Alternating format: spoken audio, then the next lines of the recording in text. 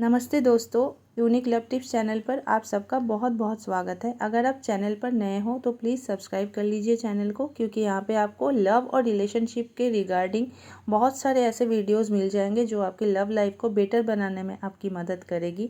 और अगर आपको पर्सनल कॉल बुक करनी है तो उसके लिए आप मुझे इंस्टाग्राम पर मैसेज करो। इंस्टाग्राम का जो लिंक है दोस्तों वो मैंने वीडियो के डिस्क्रिप्शन में दे के रखा है।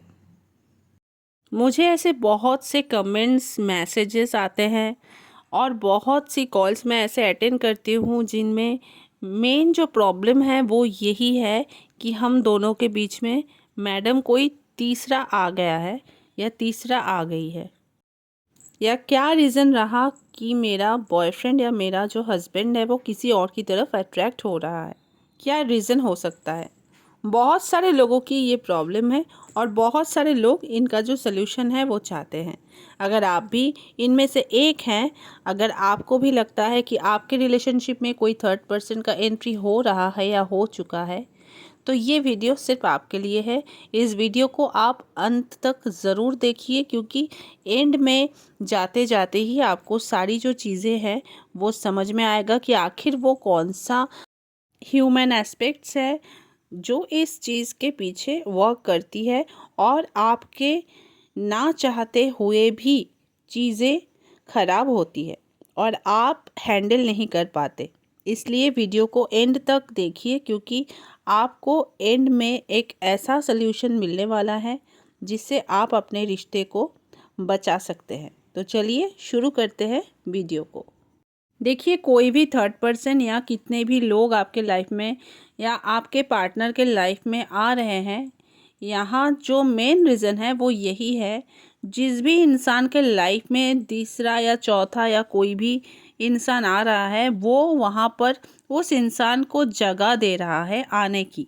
अगर आपने किसी को अलाउ ही नहीं किया अपनी लाइफ में आने के लिए, आपके प्रिवेसी में आने के लिए, आपके रिलेशनशिप में एंटर वो कभी नहीं हो सकता है। वहाँ किसी की हिम्मत ही नहीं हो सकता है जो आप दोनों के बीच में आ सके या आपके जो पर्सनल स्पेस है उनके अंदर वो घुस सके। अब बात करते हैं उन लोगों की जो कहते हैं मैंने सब कुछ करके देख लिया, बहुत लॉयल मैं रही, फिर भी वो थर्ड पर्सन के साथ चला गया या चली गई। अब मैं जब दूसरे रिश्ते में पढ़ूंगा तो शायद मैं कभी लॉयल नहीं बन पाऊंगा, या फिर मैं शायद उस रिश्ते के साथ इमोशनली उतना कनेक्ट नहीं हो पाऊंगा। देखिए, लॉयल्टी जो है ना वो आपकी या फिर किसी भी इंसान की एक बेसिक ह्यूमन नेचर है ना। तो लॉयल्टी के साथ आप रिश्ते को मत मिक्स करिए, क्योंकि लॉयल होना कोई यहाँ पे वो नहीं है, कोई कला नहीं है। लॉयल होना ये आपका नेचर है, और ये ज़रूरी भी नहीं होता है कि अगर आप लॉयल हो तो आपका पार्टनर भी लॉयल ही होगा या लॉयल ही होगी। ठीक है, तो अगर आप नेचर से लॉयल है ना, तो आप चाहे आपकी दूसरी रिलेशन हो चाहे आपकी तीसरी रिलेशन हो, आप लॉयल ही रहेंगे, क्योंकि ये आपका बेसिक ह्यूमन नेचर में काउंट होता है। इसी वजह से आप किसी को चीट ही नहीं कर सकते हो, क्योंकि लॉयल होना आपके अंदर से ये चीज़ है, ये आपका एक नेचर है ना। और अगर आप ये सोच रखते हो कि मैं दूसरे या तीसरे रिलेशन में लॉयल नहीं हो पाऊँगा, तो ये सोच बिल्कुल गलत है और इस सोच को आप दिमाग से निकाल दीजिए, क्योंकि ऐसा बिल्कुल नहीं होने वाला है। अगर बाय नेचर आप लॉयल हो तो आप चाहे कोई सी भी रिलेशन में चले जाओ, आप लॉयल ही रहोगे। दोस्तों, बात जो है वो ये है कि आपके पार्टनर ने किसी थर्ड पर्सन को अलाउ किया है अपने लाइफ में घुसने के लिए, तभी वो आप दोनों के बीच में आ गया है। तो अब इस सिचुएशन में लोग क्या करते हैं और पार्टनर के सामने वो कैसे पेश आते हैं उसको लेके डिस्कस करते हैं। ऐसे सिचुएशन में लोग पार्टनर के सामने सबूत लेके जाएंगे। वो सबूत कुछ भी हो सकता है। वो सबूत कॉल हिस्ट्री का कोई स्क्रीनशॉट हो सकता है, कॉल रिकॉर्डिंग्स हो सकता है, मैसेज का स्क्रीनशॉट भी हो सकता है। इन सब चीज़ों को लेके लोग जाते हैं और वो ये दिखाते हैं अपने पार्टनर को कि देखो मुझे सब कुछ पता चल गया है। वो सोचते हैं कि मुझे बता देना चाहिए कि मुझे पता चल गया है कि तुम मुझे चीट कर रहे हो, तुम्हारे लाइफ में कोई और इंसान है। बताने से यहाँ पे कुछ भी सॉल्व नहीं होगा, बल्कि बताने के बाद रास्ता और क्लियर हो जाएगा आपके पार्टनर के लिए, और उसको मौका भी मिल जाएगा झगड़ा करने के लिए, उसको मौका मिल जाएगा आर्ग्यूमेंट करने के लिए, उसको मौका आप दे दोगे ब्रेकअप करने के लिए। और फिर ऐसे में चांसेस ये रहता है कि पार्टनर जो है आपसे दूर चला जाए, उसी थर्ड पर्सन के साथ और ज़्यादा इन्वॉल्व हो जाए। तो इन सब चीज़ों के बजाय आप सल्यूशन पे ध्यान दीजिए। आप इस बात पर ध्यान दीजिए कि वो कौन सा रीज़न है जिसकी वजह से थर्ड पर्सन आया है। थर्ड पर्सन आने का जो मेन रीज़न है वो क्या हो सकता है, इस पर आपको ध्यान देना चाहिए। दोस्तों, हम एक ऐसे रिश्ते की बात यहाँ पे कर रहे हैं जहाँ पर रिश्ता सच्चा है और आपका जो पार्टनर है वो जेन्युइन है। मेरे पास ऐसा बहुत क्वेश्चंस आते हैं, बहुत सारे मेरे पास ऐसे कमेंट्स आते हैं जहाँ पर मैं बोलती हूँ कि अगर आप दोनों के बीच में रिश्ता वर्क नहीं कर रहा है, अगर आपने सब कुछ ट्राई कर लिया है, आपने चीज़ों को सॉल्व करने के लिए अपना 100% दे दिया है, या फिर बहुत सारा एफर्ट्स लगाने के बाद भी अगर वो रिश्ता नहीं चल रहा है, तो आपको यहाँ पे उस रिश्ते को कट ऑफ कर देना चाहिए।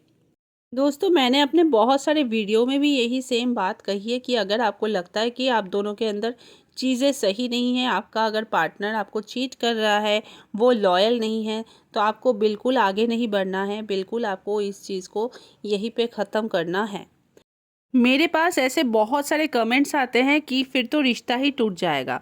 दोस्तों, ये जो सारी बातें हैं जो मैं आप सबके साथ शेयर करती हूँ या आपको सजेस्ट करती हूँ, ये सिचुएशन के ऊपर भी बहुत बार डिपेंड होता है। अगर आप एक अनमैरिड इंसान हो, अगर आपका शादी नहीं हुआ है, तो आप ज़रूर उस रिश्ते को ख़त्म करने में ही आपका भला है। लेकिन अगर आप मैरिड हो, अगर आप मैरिड पर्सन हो, उसके बाद अगर पार्टनर आपके साथ ऐसा बिहेव कर रहा है, चाहे वो आपकी वाइफ हो, चाहे वो आपका हस्बैंड हो, तो उस सिचुएशन में आपको ऑब्वियसली अपने रिश्ते को सुधारने की कोशिश करना चाहिए। आपको अपना 100% एफर्ट्स वहाँ पे लगाना चाहिए, क्योंकि वहाँ पे रिश्ता जो है वो मेन होता है, वहाँ पे रिश्ता जो है वो बहुत ज़्यादा इम्पॉर्टेंट है। पर वो बात अलग है कि किसी पर्टिकुलर रीज़न की वजह से आप दोनों का रिश्ता टूट गया, बट जहाँ आपके पास चॉइस है, जहाँ आपको लगता है कि आगे मेरा लाइफ ख़राब हो सकता है, बेकार हो सकता है केवल एक गलत रिश्ते की वजह से, तो वहाँ पर ज़रूरी होता है अलग हो जाना।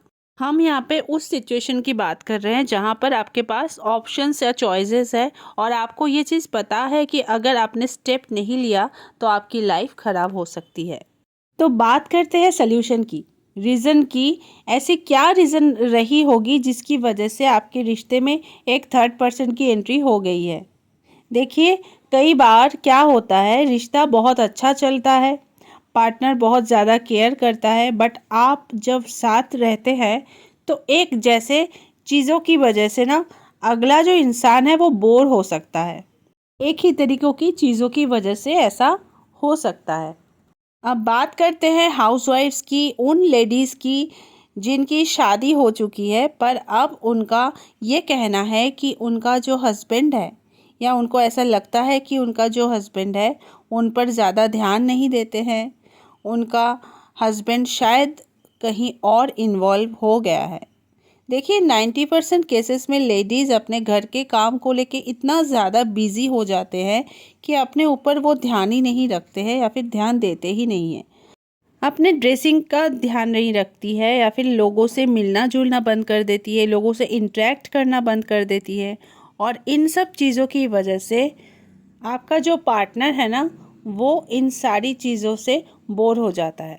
तो ये एक रीज़न हो सकता है कि कोई इंसान कुछ नया चीज़ तलाश कर रहा होता है, और फिर आपके रिश्ते में किसी थर्ड पर्सन की एंट्री हो सकता है या हो सकती है, या सिर्फ आपका मिसअंडरस्टैंडिंग हो, वो सिर्फ दोस्ती हो सकता है कि वो आपके पार्टनर का बहुत अच्छा एक दोस्त हो। देखिए, पहले तो आपको रिसर्च करना होगा, क्योंकि आप किसी को ऐसे ही ब्लेम नहीं कर सकते। देखिए, दोस्ती भी बहुत एक खूबसूरत चीज़ होती है जो हर इंसान तलाशता है, और वो ये चाहता है कि काश मेरा एक ऐसा दोस्त हो जिनके साथ मैं अपना हर सुख दुख बांट सकूं, हर चीज़ शेयर कर सकूं, या जिसके साथ वो सारी मोमेंट्स वो जी सकता है जो वो जीना चाहता है। आपका जो सल्यूशन इस सिचुएशन में हो सकता है वो है, आप अपडेट रहिए, कुछ नयापन ज़रूर लाइए अपने लाइफ में, ड्रेसिंग पे काम कीजिए, खुद को ग्रूम कीजिए, लोगों के साथ बात करिए, इंटरेक्ट करिए, क्योंकि कम्युनिकेशंस पे भी आपको ध्यान देना पड़ेगा, क्योंकि कम्युनिकेशन स्किल जो होता है वो बात करने से ही डेवलप होगा। घर के बातें ही हमेशा मत करिए अपने पार्टनर के साथ या फिर अपने हस्बैंड के साथ।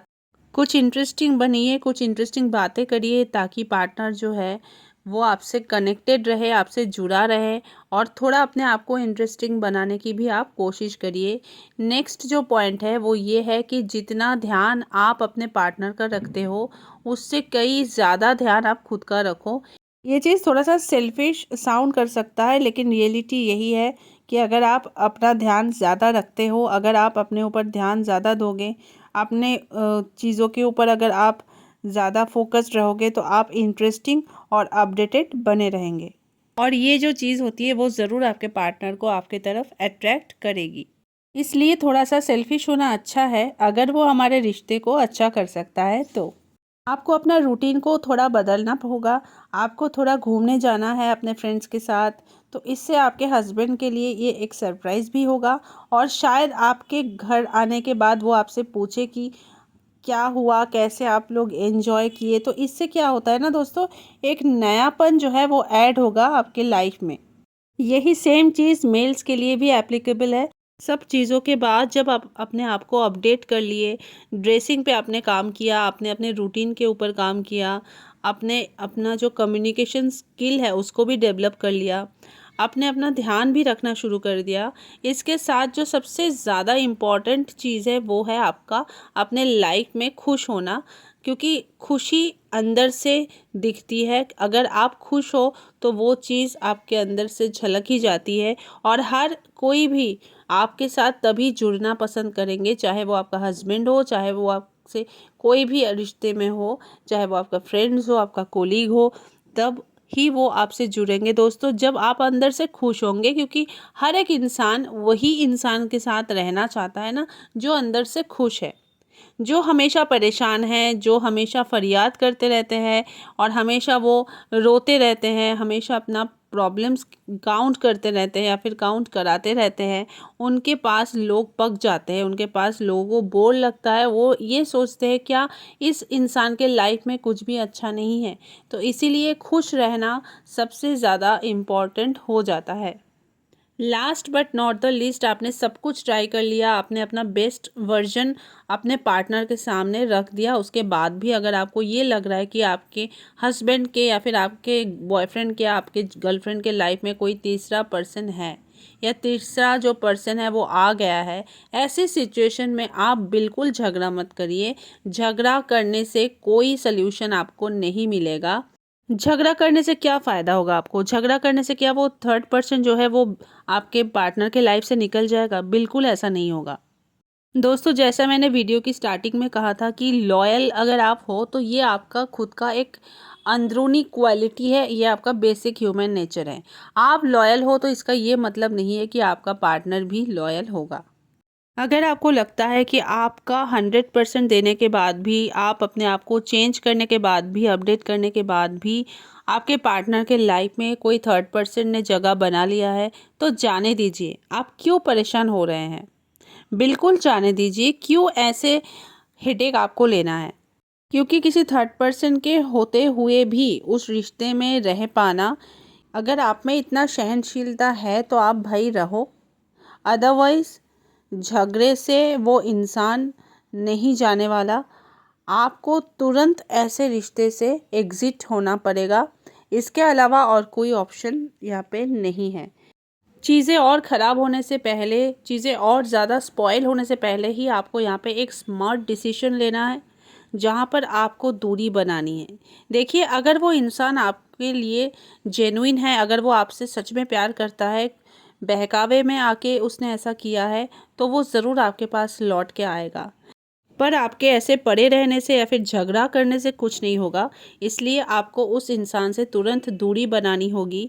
और अगर आपके दूरी बनाने के बाद भी वो इंसान आपके लाइफ में नहीं लौट के आता है, तो यहाँ पे आप समझ जाओ कि वो जो इंसान है वो आपके लायक कभी नहीं था और ना उसने आपसे कभी सच में प्यार किया था। तो ऐसे इंसान के लिए आपको बिल्कुल नहीं सोचना है, आपको आगे बढ़ जाना है और इसी में दोस्तों आपकी भलाई है। आई होप दोस्तों आज की वीडियो आप सबके लिए थोड़ा बहुत भी हेल्पफुल रहा होगा और थोड़ी बहुत भी वैल्यू ज़रूर इस वीडियो ने आपकी लाइफ पे ऐड करी होगी। तो अगर वीडियो आप सबको अच्छा लगा है तो प्लीज़ एक लाइक ज़रूर करना वीडियो को, और चैनल पर नए हो तो प्लीज़ सब्सक्राइब कर लेना और मुझे कमेंट करके आप अपना ओपिनियन ज़रूर बताना। मुझे आप सबकी कमेंट की बहुत ज़्यादा वेट रहती है। आज के लिए इतना ही दोस्तों, मिलते हैं नेक्स्ट वीडियो में। तब तक के लिए stay happy and stay blessed.